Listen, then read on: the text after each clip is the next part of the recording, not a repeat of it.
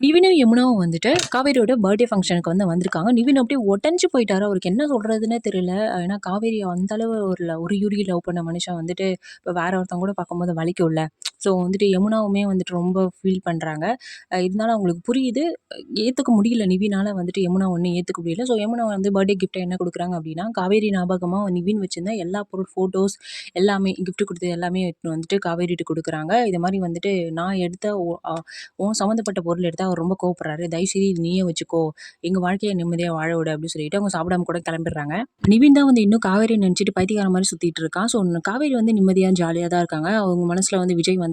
எனக்கு வந்து பர்சனலா வந்து நிவின், காவேரியோட பேர் தான் வந்து ரொம்ப பிடிக்கும். ஸோ இந்த சைடு வந்துட்டு வெண்ணிலாவ கண்டுபிடிச்சுட்டேன்.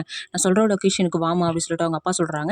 இன்னையோட சரி காவேரியோட சந்தோஷம் நம்ம கொளுத்தி போட்டுருவோம் அப்படின்னு சொல்லிட்டு அவங்க வந்துட்டு வெண்ணிலாவ கண்டுபிடிச்சிட்டாங்க அப்படின்னு வந்து சொல்றாங்க.